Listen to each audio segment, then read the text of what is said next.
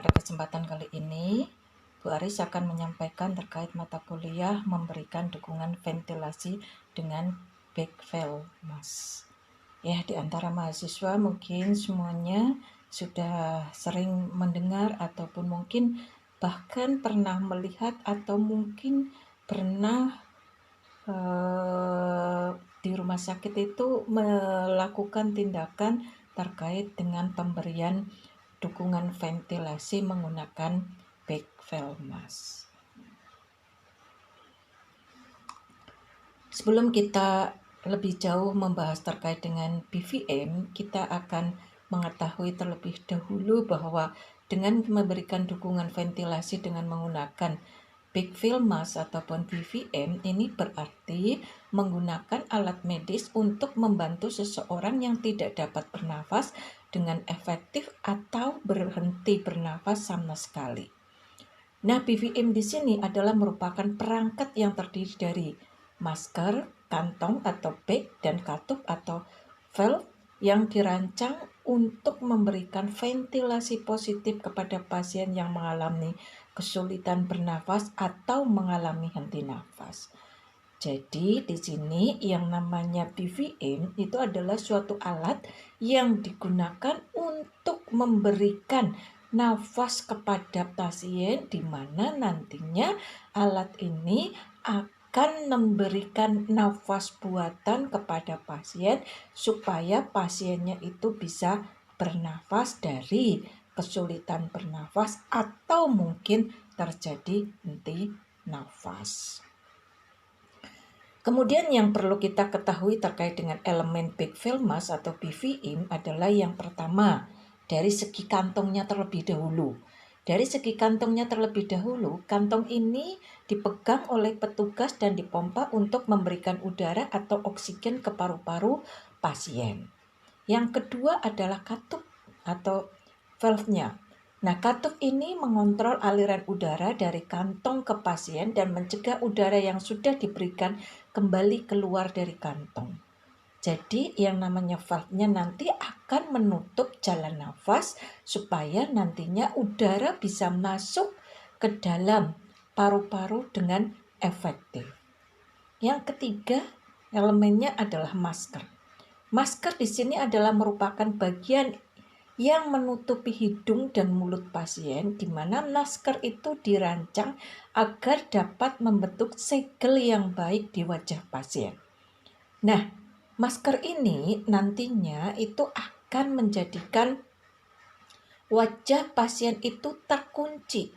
Maksud terkunci di sini adalah antara hidung dan mulut pasien nantinya akan bisa tertutupi oleh masker tersebut, sehingga ketika kita melakukan suatu bantuan nafas, ya, nantinya oksigen itu akan masuk ke dalam paru-paru pasien secara efektif. Kita lihat dari komponen big valve mask atau BVM, ini dalam gambar dapat dilihat bahwa ini ada yang namanya face ataupun masknya. Kemudian ada expiratory valve-nya, ini adalah di bagian atas face-nya. Kemudian pip valve-nya, ini adalah untuk nantinya mengatur mengenai udara yang masuk ataupun oksigen yang masuk. Ada pop off valve, di sini adalah untuk mengatur nanti keluar masuknya udara. Kemudian ada self inflating bag, ini adalah kantong udara, di mana harapannya sekali kita memompakan nanti akan menjadikan efektif, yaitu 1 liter oksigen yang bisa terpompakan sekali kita memberikan suatu ventilasi. Kemudian komponen yang lainnya ada oksigen inlet ataupun tabingnya. Ini ada air inlet, ada yang one way, ada yang 2 ya, double ya. Nah, ini nanti tujuannya adalah nantinya untuk bisa mengatur mengenai oksigen yang masuk di dalam paru-paru pasien. Ada air inlet ataupun pressure release valve, di sini nantinya adalah untuk memberikan suatu tekanan mengenai oksigen yang masuk ke dalam tubuh kita, sehingga tekanannya itu adalah standar atau stabil. Terus ada reservoir bag. Nah, di sini itu nantinya untuk bisa mengatur mengenai apakah nantinya nafasnya itu bisa masuk dengan efektif ataukah tidak. Kita masuk ke alat resusitasi yang mengembang sendiri. Nah, pada kantong yang terbuat dari bahan plastik yang dapat mengembang kembali setelah dilipat secara manual, ini ada beberapa ukuran. Misalnya adalah yang ukurannya 240 mili, 500 mili, 1600 mili. Nah, ini semuanya tentunya nanti akan disesuaikan dengan usia pasien. Apakah usianya untuk bayi, untuk anak-anak, ataukah untuk orang dewasa. Nah, besar kecilnya inilah yang nanti akan menentukan mengenai alat resusitasi ini untuk pasien anak-anak, bayi, atau orang dewasa. Semakin besar untuk alat resusitasinya, di sini berarti semakin digunakan pada umur yang lebih tua ataupun umur yang sudah dewasa. Jadi kalau semakin kecil berarti itu adalah dipergunakan untuk bayi, ya. Terus untuk reservoir oksigen dengan 2 katup atau satu arah. Di sini terdiri dari reservoir minimal sebesar volume kantong, kemudian laju aliran oksigen itu sama atau lebih tinggi dari volume dalam 1 menit, yang memungkinkan pasiennya nanti adalah akan diberikan oksigennya sebanyak 100%. Selanjutnya adalah mengenai katup yang masuk, ini akan memungkinkan udara itu menjadikan ruang masuk jika aliran gas segar tidak memadai, dan katup keluar memungkinkan oksigen mengalir keluar jika tekanannya berlebihan. Jadi di sini reservoir itu adalah nantinya mengatur mengenai udara yang ada terkait dengan masuk dan keluarnya, sehingga aliran oksigen itu nantinya akan mengalir dengan standar dan stabil sehingga tidak menjadikan tekanannya berlebih. Karena kalau tekanannya berlebih juga nanti akan menjadikan bahaya bagi pasiennya. Adapun tujuan dan manfaatnya daripada memberikan BVM. Yang pertama terkait dengan menyediakan oksigen. Nah, di sini BVM itu digunakan untuk memberikan oksigen kepada pasien yang tidak dapat bernafas sendiri atau tidak cukup bernafas. Artinya apa? Kalau pasiennya itu bisa melakukan nafas sendiri, otomatis tidak akan dilakukan BVM. Tetapi kalau pasiennya itu tidak bisa bernafas dengan cukup, kemudian nafasnya juga tidak bisa bernafas dengan sendiri, inilah yang menjadikan nantinya indikasi kita harus memberikan BVM dengan nantinya menyediakan oksigen kepada pasien supaya pasiennya bisa bernafas. Tujuan dan manfaat yang kedua adalah menjaga keseimbangan oksigen dan karbon dioksida. Nah, di sini dengan kita memberikan ventilasi yang tepat, maka BVM itu akan membantu menjaga keseimbangan antara oksigen dan karbon dioksida di dalam darah pasien. Nah, dengan terjaganya keseimbangan antara oksigen dan karbon dioksida inilah maka akan menjadikan kondisi pasien menjadikan stabil. Yang ketiga adalah mencegah kerusakan organ. Jadi BVM itu juga mempunyai tujuan dan manfaat untuk mencegah kerusakan organ, di mana ventilasi yang efektif di sini akan bisa membantu mencegah kerusakan organ akibat hipoksia atau kekurangan oksigen yang berkepanjangan. Jadi dengan kita memberikan BVM, harapannya nantinya hipoksia pada pasien itu tidak akan terjadi secara berkepanjangan. Adapun prosedur secara umum itu ada beberapa yang perlu diperhatikan oleh mahasiswa, yaitu terkait dengan persiapannya. bahwa kita harus memastikan lingkungan itu dalam kondisi yang aman, kemudian memeriksa respon pasiennya seperti apa dia berespon atau tidak. Kalau nggak berespon, itulah yang menjadi persiapan kita untuk melakukan prosedur BVM ini. Tapi kalau pasiennya itu misalkan aja berespon dengan baik, ya ngapain kita itu harus menyiapkan BVM? Pasiennya aja sudah bisa bernafas dengan baik, ya. Kemudian persiapan yang selanjutnya juga kita harus memastikan bahwa jalan nafas itu memang harus terbuka pada pasiennya. Nah, ini apa? Biar nantinya tidak ada hambatan untuk memberikan ventilasi atau nafas buatan. Prosedur umum yang lain yang perlu diperhatikan yaitu terkait dengan pemasangan masker. Pemasangan masker ini juga harus ditempatkan di bagian wajah pasien secara benar. Nah, ini pastinya akan menutup rapat untuk wajah pasien, terutama pada bagian hidung dan mulutnya.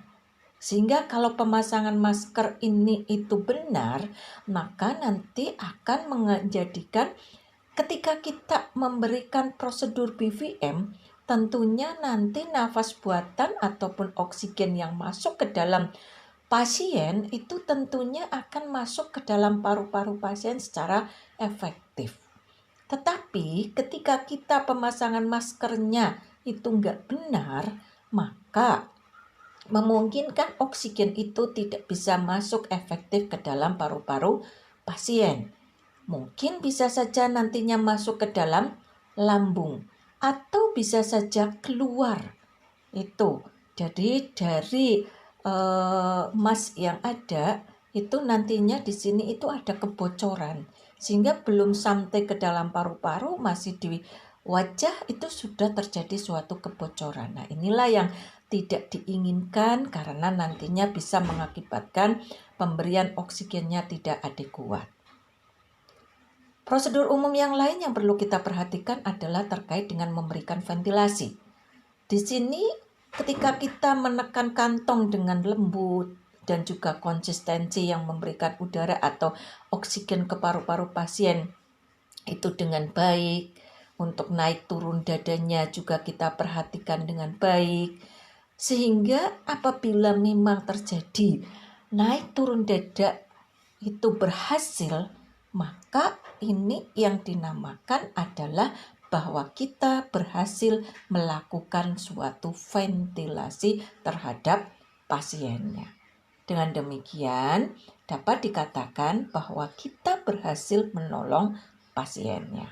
Tetapi ketika kita itu memberikan ventilasi kok ternyata pasiennya itu tidak terjadi suatu kenaikan dinding dada, ini menandakan ada tanda-tanda kemungkinan bahwa ventilasi yang kita berikan itu adalah terjadi suatu kegagalan atau ketidakberhasilan. Adapun indikasi penggunaan. Nah, indikasi penggunaan dari BVM yang pertama adalah henti nafas, yaitu ketika pasien tidak bernafas sama sekali. Inilah kita saatnya untuk memberikan BVM. Yang kedua adalah ketika kita menemukan bahwa ventilasi itu tidak efektif. Jadi ketika pasien bisa bernafas tetapi tidak efektif, maka kita harus memberikan BVM. Ya, kita bisa melihat nafas yang tidak ataupun ventilasi yang tidak efektif itu dengan cara melihat pernafasan pasien yang dangkal atau tidak teratur. Di sini kita akan bisa melihat bahwa kalau pasien mengalami pernafasan yang sangat dangkal atau tidak teratur, ini menandakan bahwa ventilasi daripada pasien tidak efektif. Indikasi yang ketiga yaitu penurunan kesadaran. Jadi ketika seorang pasien itu tidak dapat bernafas secara mandiri karena kehilangan kesadaran, ini juga bisa menjadikan sebuah indikasi kita memberikan prosedur BVM. Karena apa? Supaya nafasnya nanti bisa dibantu. Nafasnya akan timbul kembali sehingga akan bangkitlah tingkat kesadaran daripada pasiennya. Oke, kemudian kita masuk kepada persiapan awal untuk melakukan BVM. Yang pertama, pastikan keamanan. Kita harus memeriksa lingkungan sekitar bahwa untuk memastikan tidak ada bahaya bagi kita sebagai penolong, perawat, atau tenaga kesehatan, ataupun juga pada pasien. Nah, ini harus dipastikan keamanannya supaya aman pasiennya juga aman penolongnya. Yang kedua adalah periksa respon pasien. Ini dengan cara mencoba membangunkan pasien dengan memberikan rangsangan yang lembut. Misalkan aja berupa sentuhan atau kita mengusap bahu daripada pasien. Atau kita mengajukan suatu pertanyaan. Misalkan, apakah Anda baik-baik saja? Kalau pasiennya menjawab, oke. Nah, berarti kalau bisa menjawab seperti itu ya nggak harus kita lakukan BVM. Jadi kita nggak usah mempersiapkan untuk pemberian BVM. Orang pasiennya sudah bisa menjawab oke kok. Dia bisa berkata-kata oke, berarti menandakan bahwa dia bisa bernafas dengan baik.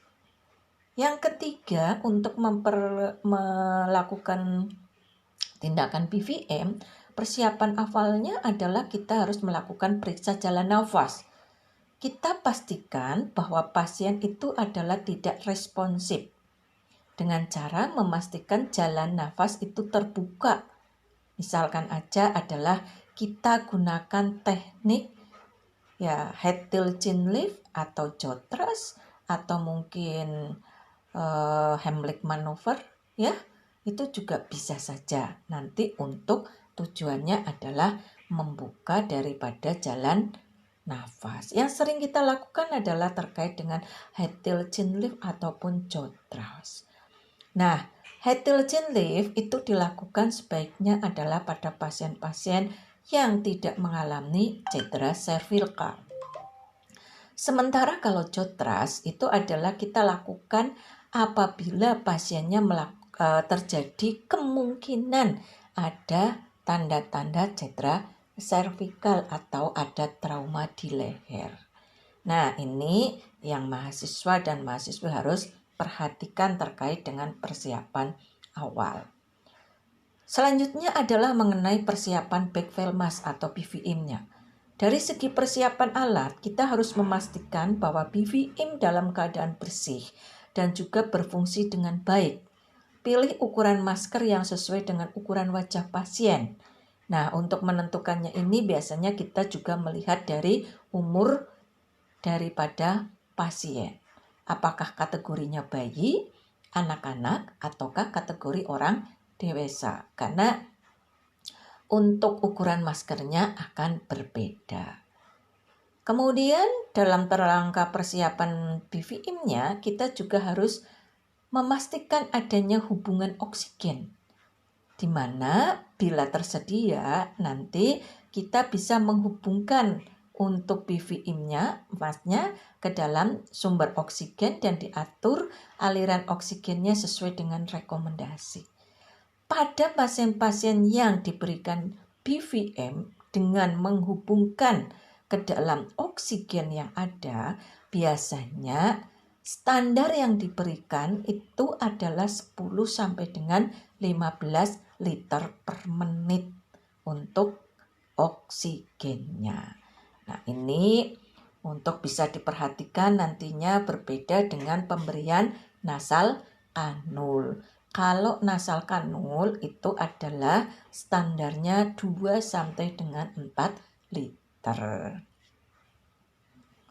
Selanjutnya, memposisikan masker.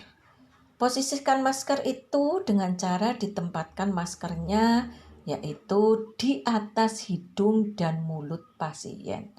Ini kita harus memastikan bahwa tepi masker menutupi rapat di sekitar hidung dan juga mulut pasien dan ujung masker itu di bawah dagu. Kemudian tangan memegang masker.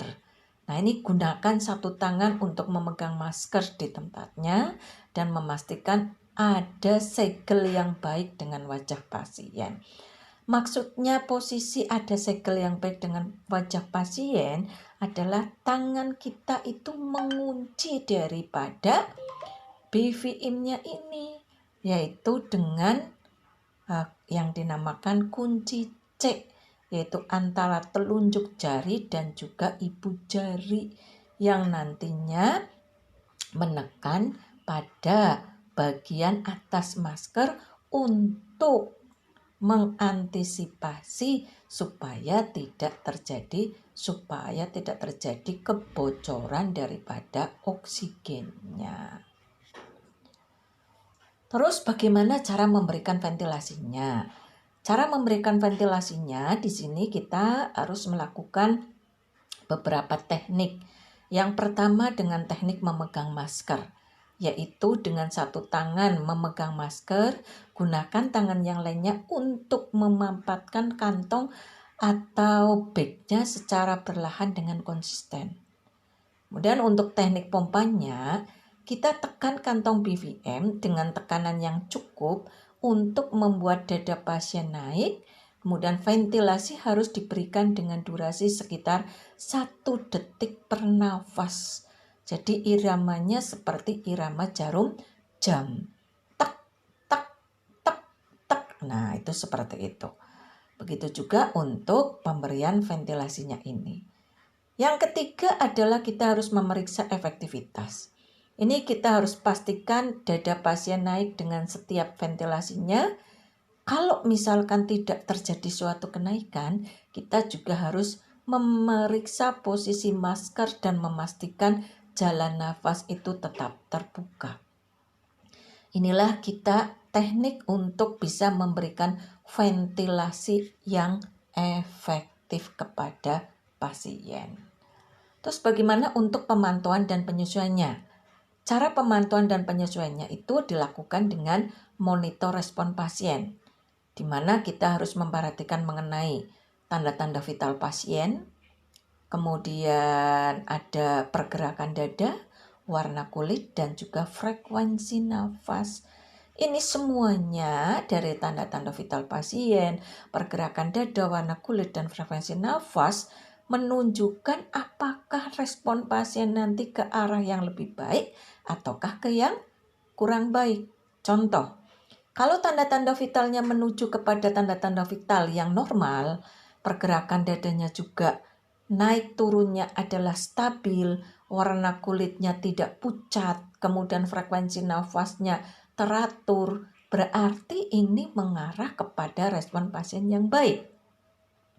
Sebaliknya, bila kondisi daripada tanda-tanda vitalnya mungkin turun drastis atau naik drastis, pergerakan dada, warna kulit, dan frekuensi nafasnya tidak normal atau abnormal, ini menandakan bahwa pasien dalam kondisi tidak baik-baik saja atau terjadi suatu penurunan kondisi. Pemantauan dan penyesuaian yang lain yaitu dengan kita melakukan koordinasi tim. Di mana jika Anda bekerja dalam sebuah tim, maka Anda itu harus bisa melakukan komunikasi dengan jelas tentang siapa yang melakukan, apa, dan bagaimana atau siapa yang nantinya akan melakukan, memampatkan kantong, memegang, dan lain sebagainya. Ini dalam sebuah kerja tim ini harus jelas. Siapa sih yang mompa? Siapa sih yang nantinya memegang mengenai kantongnya dengan rapat? Siapa sih yang bertanggung jawab itu dengan baik? Nah, inilah nantinya kerja tim tentunya. Apakah untuk pemberian B-Filmasnya itu dilakukan 1 orang penolong ataukah 2 orang penolong? Nah, tentunya kalau koordinasi tim ini adalah dengan 2 penolong sehingga nantinya akan berjalan dengan baik. Terus kalau terjadi misalkan aja suatu permasalahan, itu bagaimana untuk bisa mengatasinya? Kalau misalkan terjadi permasalahannya adalah masker tidak menempel rapat, maka yang harus kita lakukan adalah periksa posisi masker dan perbaiki jika perlu. Pastikan masker sesuai ukuran dan tidak ada benda asing di jalan nafas. Kalau misalkan jalan nafasnya yang terhalang, ini kita harus mencurigai adanya obstruksi jalan nafas. Lakukan mengenai manuver untuk mengeluarkan benda asing, misalkan dengan Heimlich atau mungkin Jotras atau mungkin Hattilgen lift, jika ini memang diperlukan. Yang ketiga adalah bila terjadi masalah ventilasi yang tidak efektif. Ini kalau terjadi ventilasi yang tidak efektif, kita harus mempertimbangkan penggunaan alat bantu. Misalkan aja adalah oropharyngeal airway atau nasopharyngeal airway. Ini memang harus kita lakukan supaya nantinya jalan nafas bisa efektif atau ventilasinya efektif. Nah, kalau memang untuk nantinya diperlukan tindakan oropharyngeal airway atau nasopharyngeal airway, ini bukan sembarang orang yang nantinya akan melakukan atau bisa melakukan. Tapi yang bisa melakukan ini adalah tenaga-tenaga kesehatan yang sudah terlatih. Nih ya, jadi harus punya sertifikat kaitannya memang bisa melakukan pemberian oropharyngeal airway dan juga nasopharyngeal airway yang bisa dilakukan dengan baik. Jangan sampai belum mendapatkan pelatihan, nggak tahu apa-apa, kemudian melakukan oropharyngeal airway atau nasopharyngeal airway. Ini justru nanti akan menjadikan tidak baik. Karena apa? Bisa saja nanti menghentikan nafas pasien karena dalam pemberian oropharyngeal airway dan juga nasopharyngeal airway itu adalah tidak sesuai sehingga nantinya akan justru menjadikan sumbatan jalan nafas dan bisa menjadikan henti nafas. Ini harus diperhatikan ya untuk kaitannya dengan mahasiswa bahwa oropharyngeal dan juga nasopharyngeal airway itu tidak sembarangan untuk dilakukan oleh tenaga kesehatan. Terus bagaimana jika pasiennya memerlukan CPR? Nah, kalau pasiennya memerlukan CPR, yang harus kita lakukan adalah pertama, lakukan kompresi dada. Nah, ini dilakukan jika pasien mengalami henti jantung. Kita melakukan kompresi dada itu dengan rasio perbandingan 30:2. 30 itu adalah kompresinya, 2 itu adalah pemberian nafas buatannya atau ventilasinya. Sedangkan untuk ventilasi dalam CPR ini bisa dilakukan ketika kita itu sudah melakukan kompresi 30 kali, kemudian berikan 2 nafas dengan menggunakan BVM. Ini juga harus dilakukan pada orang-orang yang merawat pasien yang sudah terlatih. Jadi kalau perawatnya belum terlatih, itu hati-hati dalam penggunaan BVM yang memang menggunakan CPR. Karena nanti justru kalau kita belum terlatih kok menggunakan seperti itu, malah membahayakan daripada pasien. Untuk metode pemasangannya itu seperti apa? Yang pertama, oksigen aliran tinggi, misalkan 15 liter per menit, ini dipasang ke sistem dan dipasang ke masker atau tabung. Ukuran masker itu disesuaikan, jelas tadi usia bayi, usia anak-anak atau usia dewasa. Tempat di atas mulut dan hidung pas dan ketat. Kemudian membuka jalan nafas menggunakan teknik jempol ke bawah dengan 2 tangan atau dengan bantuan kantung. Kemudian sebagai pengganti daripada